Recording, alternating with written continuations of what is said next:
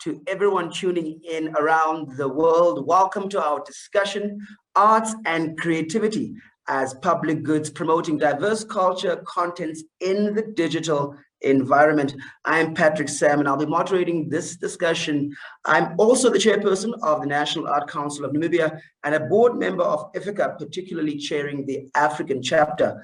My particular interest looks at how arts, culture, and creativity shape our human experience and how it affects human development, things like national development, particularly in the context of the digital revolution. Now, I have an esteemed panel of guests joining me from all corners of the world to make sure we have this global discussion here at the World Press Freedom Day of 2021. Firstly, we are joined by Magdalena Moreno, who is originally from Chile, who is the Executive Director of the International Federation of Art Councils and Cultural Agencies, better known as IFICA, and she's based in Sydney, Australia. Hi, Magdalena, and thank you for joining us.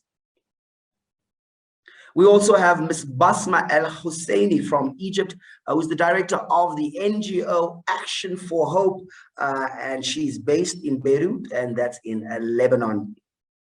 Our third panelist is also coming to you from the continent, that is Mr. Farai Mfunya from Zimbabwe, and he's the executive director of the NGO named Culture Fund of Zimbabwe Trust. And now we're moving to North America, where we're joined by Ms. Veronique Geframo, who's from Canada, a professor at the Faculty of Law at the Quebec Institute for Advanced International Studies at Laval University from Quebec, Canada. Thank you for joining us. And last but not least, we're joined by Mr. Christopher Mack, the Director of Creative Talent Investment and Development at Netflix. That's from the United States of America. Thanks, Christopher, for making the time to join us. Well, the world, there you have it. Your distinguished panelists will give us diverse viewpoints covering different stages of the value chain, from creation, production, dissemination, to consumption. Better said, access to culture. Welcome, everyone. In the next hour, we will be discussing the transformations brought to the culture sector by the digital environment. How has the digital sphere changed production and distribution, as well as the ways in which we discover new content? And what is the role of civil society actors, private companies, government bodies in ensuring access to different content and its discoverability online? The World Press Freedom Conference provides an opportunity to shed light on some of the common issues faced by artists and media professionals. Just like information and the media, arts and creativity are public goods. And that is why the UNESCO 2005 Convention on the Protection and Promotion of the Diversity of Cultural Expressions provides the sovereign rights to governments to adopt measures to protect and promote the diversity of cultural content in the media and support public service media that caters to diverse population groups in society. It is indeed essential of diverse cultural contents because art and creativity are not just for entertainment, but they carry cultural values, conveying, representing, and sometimes challenging our history, culture, and identity. Media being one of the most important vehicles for cultural expressions, no matter where we live, we should have the right to tell our own stories in media and watch our films and series that resonate with ourselves. Now, for the last 2 days, I also have been facilitating a national training on artistic freedom for government officials and civil society actors here in Windhoek. Just like this panel, the training is supported by the UNESCO Ashberg Program for Artists and Cultural Professionals with the funding from Norway. The Ashberg Program shows that without securing artistic freedom, which includes both the right to freedom of artistic expression, but also the right to viable socio and economic conditions, we cannot ensure a viable and diverse cultural sector. As we know, COVID-19 pandemic brought about various challenges due to the closure of most cultural venues, but it also exacerbated pre-existing problems, such as issues of fair remuneration and discoverability. At the start of the pandemic, UNESCO launched the Resilient Art Movement, a series of debates to mobilize different stakeholders and acknowledge hardships faced by the creative sector. Now, after 240 debates, it is clear that we need to build back better the creative industries after the crisis. Building back better is also the slogan of this year's 2021, which is the International Year of the Creative Economy for Sustainable Development. This year, UNESCO is putting focus on the people who make up the creative sector, the artists and the cultural professionals, and on advocating for the creation of an enabling environment for their work, both online and offline. Many of the tools already exist for creating an enabling environment for the creative sector to bloom. Policy frameworks for these questions are covered by the UNESCO 2005 Convention on the Protection and Promotion of the Diversity of Cultural Expressions and the 1980 recommendations concerning the status of the artist. But there are challenges involved in implementing such frameworks, and the digital environment brings with it a new set of questions, which we have to take into account. Now, in this panel, we are going to discuss exactly that, situating arts and creativity as public goods. How can we ensure the production of a diversity of content, as well as their discoverability, particularly online? I'll ask 2 rounds of questions to each panelist. I'd like to ask you to limit the responses to 3 minutes each panelist. I will take some questions from the audience at the end. Dear members of the audience, make sure to submit your questions as early as possible on the conference platform by using the question box just below the live video function. Now, that's enough of an introduction. Let us start the discussion, and let's hope we'll get innovative answers from everyone on our panel, but also from the questions that enter the discussion. I am going to start my first question to Basma Al-Husseini, who's obviously in Egypt. Basma, during the first part of the panel, I just want everybody to know we'll be discussing the challenges and the issues involved in maintaining the viability and diversity of the cultural sector. Basma, artistic freedom includes the right to access to culture. The UNESCO Emergency Heritage Fund recently funded a project called Listening to Iraq, which you led. Can you tell us about what you saw in this process, and why is it so important to ensure access to culture and a diversity of culture at the same time, simultaneously, to everyone? Over to you.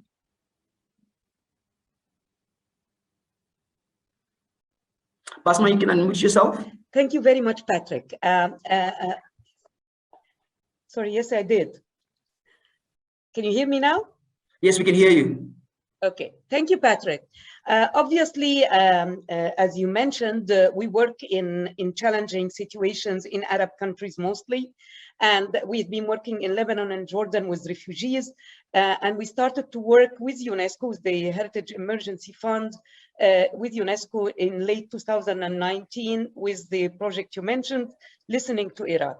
I've been to Iraq before that time, a couple of times, and have been to the city of Mosul in particular, just to try and understand the environment for a project that we designed. Basically, this country, and particularly the city of Mosul, has been going through difficult situations for many, many decades. So they just emerged from 3 years of ISIS rule, extreme Islamist rule, and very violent exit of the city under bombing of these extremist groups. And before these 3 years, the city and the whole of Iraq has been living under military occupation. And before the 14 years of military occupation, the country lived through 3 decades of dictatorship. So we're looking at an accumulation of all these kind of horrible circumstances. For a city like Mosul, which was once at the crossroads of trade routes between the Middle East and the Far East, and the city that had very vibrant cultural scene in the, for example, the 18th century, the culture became completely absent from the city. And I'm not talking only about contemporary artistic expression and modern culture, I'm also talking about the traditional culture. Sorry, I'm moving a bit because I'm losing my battery, sorry. So the situation is very dire. I'll just switch my camera. Sorry.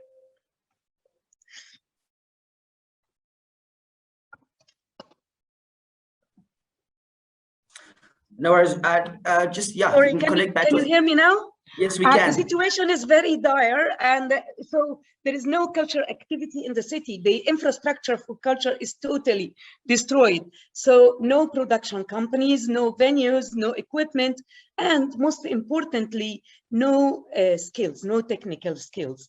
And of course, the society has grown to become very conservative over all those years, and it reached a situation when practicing art became dangerous, became a risk to take for individual artists. They could be targeted, they could be treated violently, and they could be, of course, stigmatized. This was the situation when I went there for the first time in 2018, and then after that, when we started the project in 2019. However, the traditional arts were there under the surface, surviving mostly on the fringes of the city and outside the city in the countryside. There were many traditional performers who were still practicing their art, especially in music and instrument making, and they were gradually kind of regaining their position in society. So this is what we saw in the city. Everything was needed at this point. So we didn't know where to start, basically. And we thought we'd start with something that would attract wide attention, so would carry a lot of emotions, so that people would support it, would like it, and it makes it easier for us to also bring in other elements into it, like rebuilding infrastructure, like sort of developing the capacity of artists, etc. Okay, Basma, I think thank you for that story. I think what it brings out for me is how access to culture is about redignifying the human experience for people, and maybe that is an important pillar for our human experience. So thank you very much for starting us off on the issue of dignity for a population that has faced humiliation for so long. So I think we applaud your work in that regard. I'd like to move to Veronique now. Veronique, you have been involved in the elaboration of the UNESCO guidelines on the implementation of the 2005 convention, particularly in the digital environment. What are the issues at stake with regards to culture in this digital environment, also being during the times of COVID with the digital migration? Tell us what's at stake here. Thank you, Patrick. In the context of the implementation of the 2005 convention, the main concern is about achieving the objectives of this treaty in the digital environment. As we all know, digital technologies offer new possibilities for enriching the diversity of cultural expressions, but they also increase the risk of certain cultures remaining on the sidelines. And these technologies, we know it, have completely changed the cultural value chain, new players have appeared, new business models have emerged, and the cultural ecosystem has changed almost everywhere around the world. We have to admit that all these change have both positive and negative impacts on the diversity of the cultural offer and on the remuneration of artists. Parties to the 2005 convention have to address these negative impacts. States already have a whole range of cultural policies and measures, but most of them are not adapted to the digital environment. So reforms must be conducted to take into account the profound changes affecting each link of the cultural value chain, as you have mentioned it, the creation, production, distribution, dissemination, and access and enjoyment. and also to take into account the arrival of new actors, such as the web giants. But concretely, how can this be done? What are the most appropriate policies and measures? What kind of reforms should be undertaken? These questions are not easy to answer. And this is precisely to help the parties to meet these challenges that the guidelines on the implementation of the Convention in the digital environment have been adopted. So for instance, I know I don't have much time, but just to give you an example, when we talk about the dissemination of cultural expressions, the guideline indicates that measures adopted by the parties should aim to, and I quote, encourage the diversity of digital media, including the multiplicity of digital distributors of cultural goods and services and digital actors, such as online platforms, internet service providers, search engines, social networks, while also ensuring visibility and discoverability of national and local cultural content. This is a very important guideline, and several parties have undertaken legislative reforms to ensure visibility and discoverability of their content online. Another guideline deals with measures to encourage fair, transparent, sustainable, and ethical trade in the exchange of cultural goods and services in the digital environment, in particular with developing countries. And so, again, this is crucial to achieve one of the main objectives of the 2005 Convention, namely the rebalancing of cultural exchanges. So I will conclude on this point. Just as we have seen the emergence of fair trade in agriculture or in textile sector, we need fair trade, I think, in cultural goods and services, and digital trade must be part of the equation. Well, I think the stakes have been laid, and now we know exactly how high the stakes are, especially when we're talking about the possible returns on investment and how some of these outcomes affect the existing, the socioeconomic status or inequalities or issues like that, particularly in a country like Namibia. So Veronique, thank you for raising the stakes and clarifying what here we are contesting. Christopher, you're next. And I think the first part of Veronique that says, it's not easy to answer these questions. So my question to you is, to ensure the availability of diverse content, we have to first ensure that also there's quality, diverse content that exists before we can distribute it. So what are the challenges that Netflix faces in ensuring diversity of content on your services? Yeah, I think for us, because, what we're really trying to accomplish, while we may be called a global company, we're really trying to tell local stories, right? So how do you go into a country and find the best writers, directors, producers, all the key roles that are necessary to tell a great story on our service? And especially if, the access to the skills to be able to tell that story aren't equitable, right? Not everyone has access to the ability to tell stories. And, I found that, the opportunity to be involved in our business comes from a place of privilege, because most individuals just don't have the means to be able to say, hey, I want to tell stories for a living, right? So you have cultural barriers, you have geographical barriers, you have, financial barriers. So what we're hoping to accomplish is to go into the countries where we really want to tell these rich stories, find these individuals, create access and opportunity equity in their ability to tell the stories. And we do that by basically partnering with the educational institutions, the nonprofit organizations that are all focused on talent development. We give them the resources and the knowledge that we have to give them the ability to tell the stories at the level that can be seen on our service. Because the first question that an artist asked us when we asked them to create a story for us, whether it's in South Africa or Nigeria or Egypt, is they say, okay, how do I make it so people in America will watch? How, is success mean that it's successful in the US? And we say, no, it's not. Success is measured by how it's successful in your country, right? And in fact, we found that the more culturally authentic your show is, the better it travels, right? So I truly believe that we are wired for storytelling as human beings. From back in the day when we were sitting around the fires, as I guess cavemen. When you ask somebody, how was your day?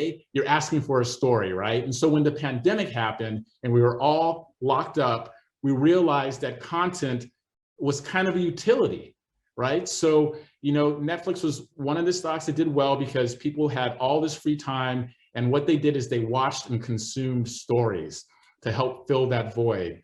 So I think it's doubly important for us, to be a company that is, showing content, like showing shows and stories all over the world, that we have a responsibility to make sure that we make access to being able to tell a story to as many people as possible. Because I think not only does the world need it, but I think our members want it, they crave it.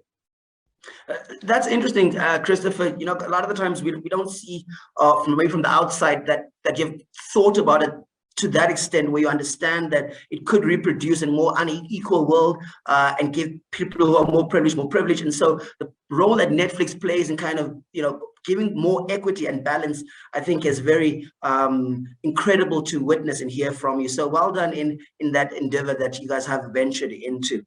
Magdalena, you obviously in March 2020, representing Africa, the International Federation, just as the COVID-19 pandemic started, Africa published a report called Supporting Culture in the Digital Age.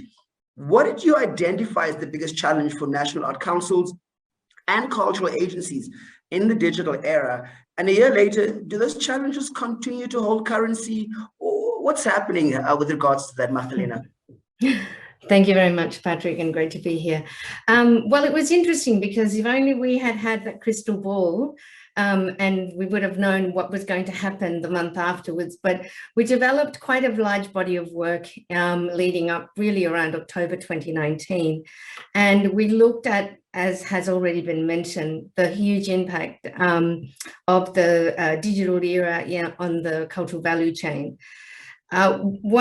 And I will elaborate very briefly on some of them, like, for example, the expansion of the phenomena of the web, the mobile phone, social media, e-commerce, artificial intelligence, that reshape the experience and the way in which we relate to each other.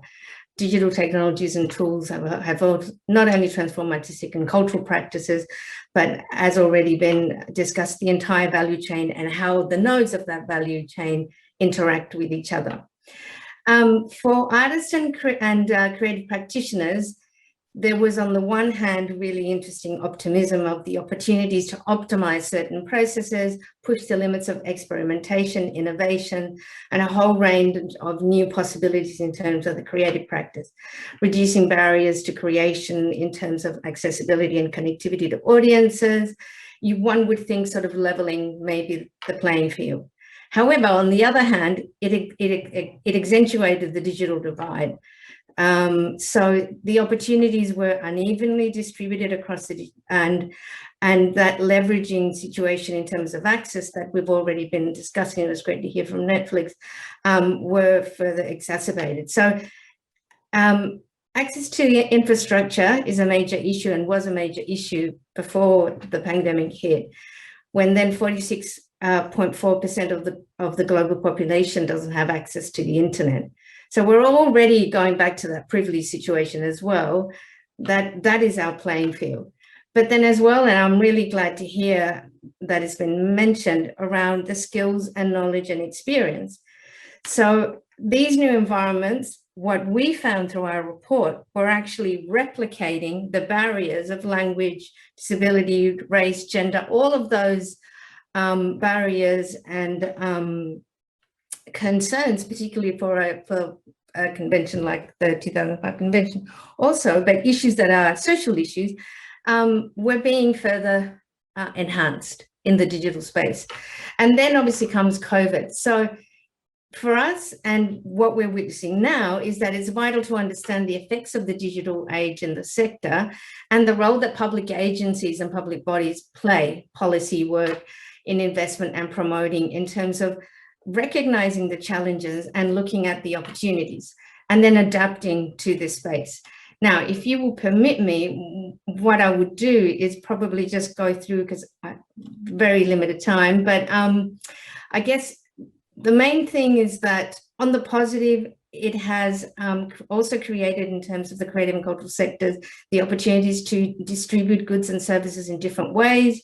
New technologies has also created new product, and also the opportunity to preserve intangible heritage and that sort of collection and register that historically didn't exist.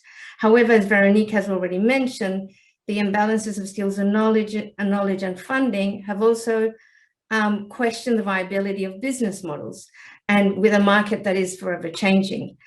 And of course, the issues of remuneration. So while let's flip that percentage of 50% of the population in the world does have access to technology and have access to the internet, but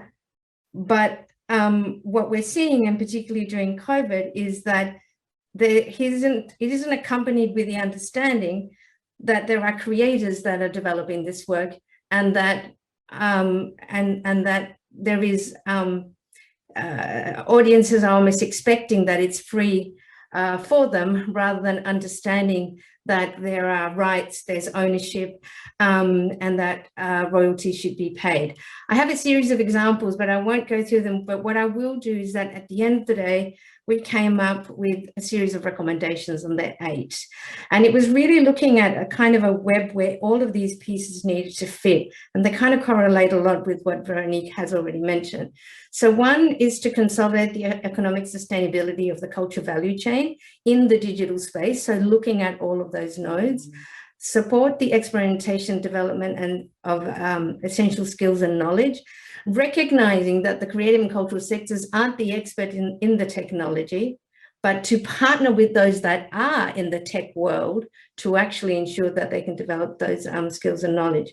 Protect and promote the visibility of cultural diversity, and there's a whole range of ways that it does. I won't go into them now, but there's 5 of them that I can state. Guarantee digital inclusion of all actors, defend fundamental rights, strengthen the cultural data and analysis of the ecosystem, implement systems and internal processes, and foster those collaborations, because alone we won't be able to do it. I'll probably stop there, but I can elaborate on any of those points if needed. Thank you. Thank you very much. And thank you very much, for Ifika, for being so timely with your recommendations there as well. Farai, you're the only one left, and you're the only one that's broadcasting with me from the continent here as well. So we know that Zimbabwe has a 75% local content quota. Now, given what's been spoken about already, in your capacity as a culture expert, can you tell us more about the effects of this, particularly in the context for diversity, and how you came about such a quota?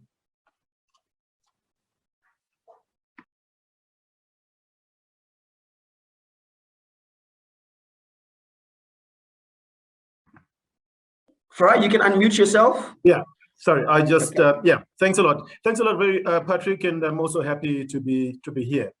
I think what is quite clear with the participation of the various panelists is that we all need one another, and that culture, if we're going to restore dignity and humanity as equals, we need to be listening to one another's story.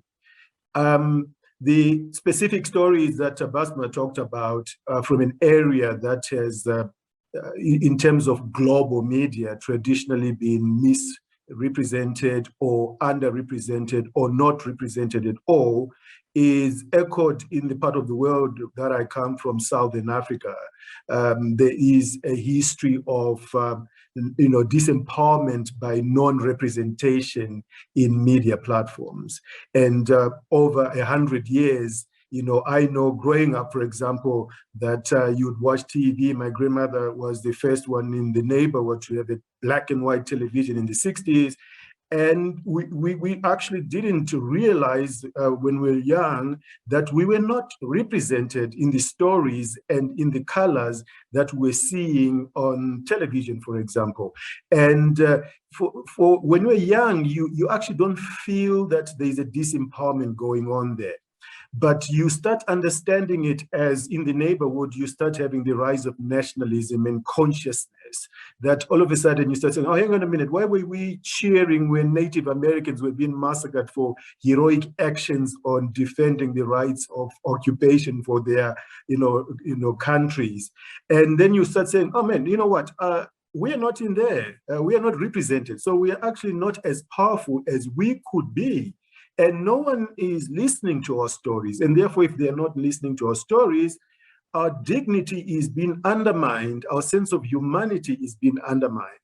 So the history of struggle in Southern Africa, which had to result in armed liberation struggle, was in essence a history that is partly a yearning for dignity, for humanity, for us telling our own stories and saying the narrative is excluding us, and therefore if it excludes us, we are disempowered.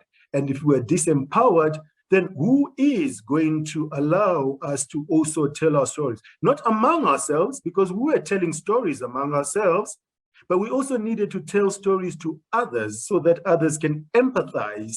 And if they empathize and there's a momentum of empathy that builds to other things such as confidence, acquiring skills, and therefore getting access and maybe acquiring knowledge and wealth from your copyright, your stories, and your intellectual property. And that's the history of, the shared history actually of Southern Africa, that it has been a struggle to reclaim representation, to reclaim dignity, to reclaim a space within the global narrative of human storytelling. And we realize that there is a power in storytelling, and there is a power in representation. And who is controlling that power? And who is willing, therefore, to say, okay, part of what I previously had as the dominant holder of access or the gatekeeper can now allow others to also come in. So countries such as Zimbabwe have also in their own way, because they couldn't say, for example, have $100 million like Netflix to have a program where they are actually giving access in a different way from a corporate point of view.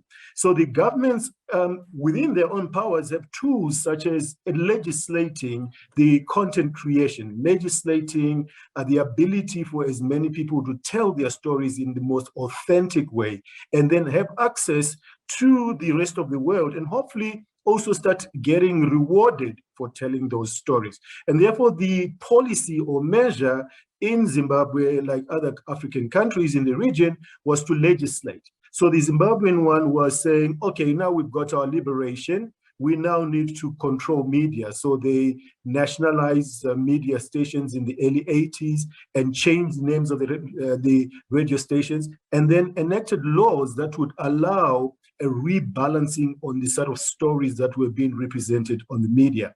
And therefore, the 75% local content was an initiative that would allow more people previously disadvantaged to say, okay, we can now have access to public broadcasting platforms, both radio and television.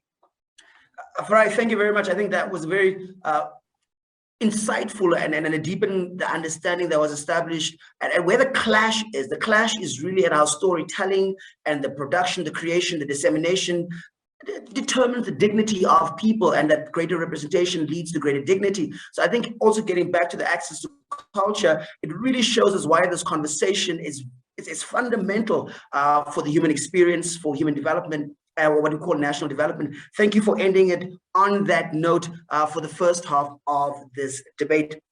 Obviously, we're just around the halfway clock as well, and we'll be moving directly into the second half. But just to give you some context to some of what's going to be happening in the second half, many of the challenges and examples that are brought up put to the test the very notion of arts being treated as a public good. To be a public good, arts must be accessible to all, and they must be considered valuable beyond their commercial qualities, for example, due to the representation of a diversity of cultural expressions. But while the digital environment is making arts and culture accessible far beyond what was possible before, there's also a danger that we don't discover the diversity of content in practice, and that the diversity of culture disappears due to a challenging ecosystem or changing one, rather, of the cultural and creative industries. During the next part of the discussion, we want to focus on role play or key role policymakers, civil society. What is their roles and responsibilities? Private sector, can they play to enhance the discoverability of diverse content online and thereby maintaining the possibility for arts to fulfill its role as a public good in the digital sphere? Veronique, this was your biggest concern, the stakes that you spoke about. We know Canada is currently amending its major broadcasting act to better fit the digital age. Can you tell us about this and how it will affect the funding of local content creation and the discoverability of Canadian content online, not just for Canada, but for the rest of the world to consume? Of course, but I must say I can't predict the exact impact of the bill as it is currently being discussed and could still evolve, but I can certainly say a few words about the main issues. One very important objectives of the amendments is to subject foreign digital platforms to requirements that are currently imposed to traditional players in the broadcasting system. In other words, the condition of competition must be comparable for players providing similar services. This is not the case with the current Canadian law, which imposes certain conditions on traditional broadcasters to promote content diversity, but leaves new players to develop their business models without any requirements. So to ensure a level playing field, the Canadian law must modernize, but the question is how to do it again. First, all broadcasters that targets Canadian audiences that makes money from Canadian subscriptions or by advertising in Canada may have to contribute to creation and production of Canadian content. Traditional broadcasters offer this support, and the objective of the bill is now to involve digital platforms. Second, the same logic apply to the promotion of local content. The law in force imposes Canadian content quotas on traditional broadcasters. Online, and we mentioned it earlier, we speak about the discoverability of local content, and the bill addressed the contribution of digital platforms in this regard.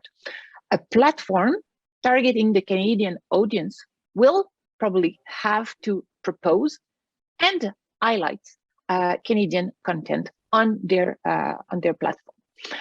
Third, the bill aims to create a legislative framework that will allow the CRTC, our independent public authority in charge of regulating Canadian broadcasting, to collect data, gather evidence, and make decisions after weighing competing interests. And in this regard, all broadcasters, including the platforms, will have the same transparency obligations. So the general idea of the bill is to make the broadcasting regulation neutral. But just a last word, maybe, it must be said that it is not easy for one state alone to make the web giants aware of all the issues related to the diversity of content. And we saw this with Facebook's reaction to Australia's proposed legislative reforms recently. So I think more than modernizing our own legislations, states need to join forces and speak with one voice. And Canada has recently established a multi-stakeholder working group with other countries, civil society and private actors. And I think Netflix Australia is involved in this group. So to develop guiding principles on diversity of content online, which will address, for instance, the issue of fair remuneration, which is a very important one, but also the access and discoverability of diverse content online. So these principles could frame and orient concrete actions for governments, civil society organizations, and of course, private actors. And I think such initiatives should inspire other groups of states in the future. Very interesting, leveling the playing field by making it equally accessible for traditional ones and new people operating in that ecosystem. sets the context. Farai, what does this mean for us if it's that difficult in the developed world? In the developing world, how much more difficult does it become? For instance, in Namibia is currently working on creating new measures to strengthen the local content production and programming with the support from the EU UNESCO Technical Assistance Project. So going back to Zimbabwe's 75 local content, what are the recommendations that you'd give to Namibia or, for instance, other developing countries, given this idea that arts and creativity is a public good? I think through building on what Veronique has just said about global efforts, we are starting to see that on the African continent. In our particular case, I'm working with UNESCO and colleagues from Burkina Faso to help the Namibians review their Copyright Act of 1994, the Zimbabwean Broadcasting Services Act, which legislated the development of local content, was in 2001. That's already 10 years. It's almost like a century ago, given what has happened with the disruptions in the digital environment. But we are collaborating and are looking at the Broadcasting Services Act and looking at how to balance the fairness of creation of local content, authentic cultural local content that deserves to be out there alongside and in equal proportions with other global cultures, but at the same time dealing with what has been exposed by the pandemic and the digital revolution, of the exclusion that may happen if there are parts of the world that are digitally excluded, and what do you do about them? And also the idea that it's perhaps the digital environment is the only platform or could be the dominant platform for human beings to share stories. To some extent is true because of how powerful technology has become. But on the other hand, the resilience of humanity to continue telling stories locally to one another in confined spaces, in localized spaces, regardless of digital platforms flourishing around the world. So the revision of the Zimbabwean and the Namibian local content policies are looking at all those issues, but it's not going back to saying sovereignty, the liberation struggle ethos, the history of struggle. We got you. Looking at also the realities of leveraging on potential capacity of benefiting from intellectual property and the power of representation by telling stories that can also be appreciated by the rest of humanity. Thank you. I think what you both in the second half have highlighted is the significant role of legislation and how important consultation in that process is with the various stakeholders, whether it's public or private. But Basma, quickly back to you. We all know the importance of civil society in the cultural sector. What is the role of civil society in ensuring public access to diversity of content? Thank you for the question, Patrick. I think, of course, there are diverse roles for civil society organizations working in culture, depending on the context. I think as a starting point in conflict areas in particular, I would like to mention the point that Farai mentioned earlier, which is representation. And I want to take this in another direction. So I'm not talking about representation in the media about a certain population, but also self-representation. How do we see ourselves? In countries that have been, where populations have been subjected to wide-scale violence, and they see all the time on the media images of populations being pushed outside, displaced, and also a few thousand people are fighters. The real image and the real real kind of character or characters of the population are kind of, they disappear. And we no longer, and I use the word we deliberately, we no longer know who we are sometime in this process. So I think civil society organizations can help populations who have been subjected to violence to reconnect with their kind of cultural identities in their diversity, of course. And also when in violent situations, what happens is that ethnic and religious minorities are driven outside geographies and are kind of subjected to even more violence, and they don't become part of the the main bulk of the population. So gradually the culture scene loses its diversity, or loses much of its diversity, not all of it. So the civil society organizations also have a role in kind of digging out all these diverse ethnic and religious diversities and bringing them to the forefront, not as kind of tokens. I think we have to be very careful about tokenism. So we don't have the one AZD left in Mosul kind of put on the screen all the time. We have to bring all these diversities together in some kind of a mosaic of cultures, languages, musics, etc. And then I think also it's very important to think about what Christopher said, in that we are not equal in having access to the tools and the skills that are needed to create stories. So I think building capacities in the arts is an essential role for the civil society. This is why training in music and in film is the bread and butter of what we do. Finally, I think all this culminates into policy making, of course. And while the general notion that civil society is not the main player in cultural policy drafting or making or legislation, I think it plays a pivotal role through advocacy in building and in paving the way towards cultural policies. Thank you very much, Basma. Reconnecting people, redignifying them to storytelling, civil society's role at a grassroots level is obviously something that you've illustrated in terms of its significance.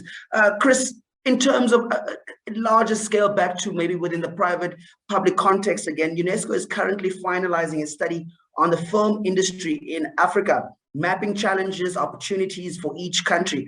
UNESCO is also supporting 10 young African female filmmakers, helping increase their market access. Drawing on your experience at Netflix, an incredibly important actor for both production and distribution, what are your recommendations for developing the sector on the African continent? Yeah, it's so interesting. I had a meeting about working in Nigeria today. So I think for me, as I started Netflix about 1.5 years ago, and I'm actually in Amsterdam, not in the U.S. That's where I'm based out of. I realized that we can't approach working with local governments and local artists and countries with a one-size-fits-all approach, right? So we spend a lot of energy understanding, okay, what exactly are the challenges in each country, right? And what are some strategies to help meet those challenges? And again, we don't want to just come in and say to the local community, all right, we're Netflix, here's how it works, do it our way. We really do work hard to come in as partners, to share the knowledge that we have, like some of the best practices that we've experienced around the world. And then how can we combine that to what you're doing in the business to make it work for you, right? And then it'll evolve into something that can work for everybody. So they can, I said earlier, we can create access to all the tools and all the knowledge, whether it's through incubators or labs or partnerships in terms of, upskilling the professionals already in the business, and, create stories that are unique to their countries. And like I said, earlier, if you just tell a story that is unique to your country, it will resonate with the rest of the world. Because what I realized is that we're human, right? The young adults in South Africa are doing the same dumb stuff that young adults are doing in the States, So for example, Blood and Water, I think, is a really good example of where we created a show about a young lady trying, to find, figure out a mystery of her past. And my kids, they watched it thinking it was an American show because of the dubbing. They had no idea it was an African show. So that is a real opportunity for Africans to be able to tell stories that the Black diaspora that even resonates with the Black diaspora. So again, connecting people from different parts of the world with their stories, and it resonates because they understand that we're all the same. And so that, for me, that's empathy, which I think the world could use a lot of right now. That's very interesting. Yeah. Very interesting, because I think by saying that, it shows that the Netflix story also goes to inspire, but also to connect, but ultimately that you have positioned yourself to at least have the willingness as a private company to engage in the complexity within the ecosystem. So thank you for setting the precedent with that. With those interventions as well. And we will be knocking at your door, Christopher. Please don't tell me that you don't know us when we come by tomorrow as well. Magdalena, let's move back to you and let's talk a little bit about public investment as we conclude this panel. In charge of Africa, over 60 public investment, and art councils from various countries. What innovative practices has Africa observed with regards to public investment in the diversity of cultural content and its protection as a public good? Thank you, Patrick. It's been really fascinating hearing you all, because I so see that everybody has a role to play when we're talking about how we move forward. So it's really exciting. What's really interesting about your question, Patrick, is that aspect of the public good and public investment. Sometimes what we observe is that there might be a confusion or an assumption that public investment is to support a much wider remit, or rather a very specific remit of the creative and cultural sector. Public investment and the responsibilities that ministries of culture and cultural agencies have on advancing arts and culture is to create an enabling environment for the diversity of cultural expressions to thrive. And so I guess I go back to that leveling of the playing field. So not only is this done through mechanisms of public investment by ensuring diverse representation in the decision-making process, because that's also a really key part of how you ensure diversity of content, that it's not the same group that are making decisions through a particular prism, obviously. But it should also be done through ensuring that content is presented, distributed, broadcasted, and also representative. And it goes back to that dignity piece that we've been hearing a lot around the mirroring the diversity of society itself. And I guess that's where, for us at Ivica, is really the public good aspect. It is about these agencies having that mandate, the responsibility of the people and their taxpayer money to actually ensure that public investment is reaching broadly. So it should establish policies for fair distribution, safeguarding artistic and cultural content, for sustainable opportunities and regulatory mechanisms to ensure the creative and cultural sectors can develop. And it is critical to ensure that piece around access and participation. So it's public good, and it's also public value, which is, I guess, what you were saying at the beginning. Government. Just stop you there, in the interest of time. We also have a question, and maybe you can just include it in your answer, because I think it talks to what you're saying. But one question we'll be taking from the audience says, you talked about what each actor, from policymakers, civil society to private companies, can do to ensure the discoverability of diverse content online. But what is needed in terms of collaboration between the actors, and what are some of the challenges? I think you spoke about in your first part, but that's the question that's been posed to us. Right. Well, the government's responsibility is to foster that enabling environment. It's the sector's responsibility to develop the content. So, and then if you look at the culture value chain, there are various actors at every aspect or every node. And so to ensure that there is that discoverability, to ensure that there is that diversity of content, you need all of those actors to have an opportunity for a fair play and to have a role in that process. In terms of the civil society aspect around what is happening in the COVID context, many of the government agencies and many of the members of Ivica, arts councils, were challenged with this crisis around the magnitude of the impact that it has had on the creative and cultural sectors, and the need and the role that those agencies have played. Without the collaboration, the dialogue with civil society to understand what's happening on the ground, it's impossible to develop and to deliver appropriate initiatives, mechanisms to support and to address the issue. So I guess that dialogue is absolutely critical. The role, what I'm hearing that Netflix is having, is also really important, because it's also bringing in another player, particularly around that distribution and that presentation, where it's probably an area that the creative and cultural sectors are the weakest in, and the governments don't have as much knowledge. And it's also, so it's to understand that we all look at it from a different perspective. But if we don't work together, then these disruptions are continued to occur, and more crises will come, and we will end up in the same precarious situation that we already are in right now. Okay, I think that sums it up very well. Thank you for all these interesting interventions. And it is clear there is much to be done to ensure a viable one, but also a diverse creative sector in the digital age. We already obviously are nearing the end of a very interesting discussion. I just have one question left, and maybe you can sum it up very quickly. The world is still struggling with COVID-19 pandemic, and artists and cultural professionals and cultural industries at large have been suffering tremendously due to various sanitary measures. As an art lover, I do hope that in the end, all of these are going to change, and there's going to be some form of cultural renaissance. Just to give us a sense of hope, can I ask each panelist what their hope is for the arts and creativity in the post-COVID-19 era? Very quickly, in less than 2 minutes. Magdalena, we'll start with you. Next, we'll have Christopher. Your hope.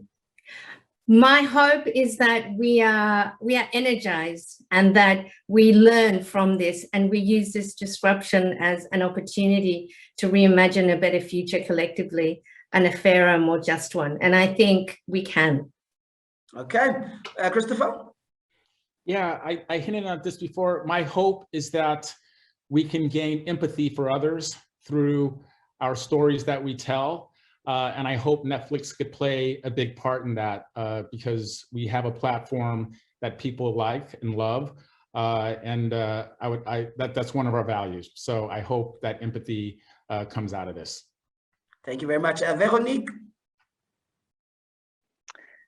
Well, I can only say that I think there's a need for more cooperation in general, and more specifically in the context of this pandemic. So let's hope that we will see more initiatives, more opportunities for states, civil society, private actors to get together and to defend this public good that is diversity. Thank you. Cooperation is the word for I. My hope is that it's quite obvious that for those that have historically been in positions of power, we need to decide that they've got to let go some of that power. And we hope that they are not forced by technology or other disruptions, but willingly Thank you, do that. We get it. Empower, shift the power dynamic. Basma, you have the final hope word. I think humanity did a good job in fighting the COVID-19 and collaborating to do so. So I think this, my hope is that we expand this, or at least do more to bring down the barriers that separate us towards more mutual respect and a fairer distribution of cultural resources between the North and the South. Thank you very much. If there was a round of applause in the audience, I'd be saying, let's give the audience, the panelists, a round of applause. So well done. I'll be doing it in place of the rest of the world. We can do it for you. Well done very much. Thank you to the panelists, and thank you to all the viewers at home following the discussion. 2021 in the African Union Arts, Culture and Heritage Year. And this is the World Press Freedom Conference taking place from the beautiful Namibia in Windhoek. I would like to invite you all to celebrate Africa's incredible diverse cultural expressions after this panel. And I always say, remember, if we want things we haven't had, we have to do things we haven't done. And just to show you how on time we are, we will wait for the clock to tick down at 6 o'clock to show the world that the arts sector is ready. We are timely, but we're also organized. Ladies and gentlemen, thank you. And thank you to UNESCO for making this possible. Have a good night. Thank you. Bye. Well done, Patrick.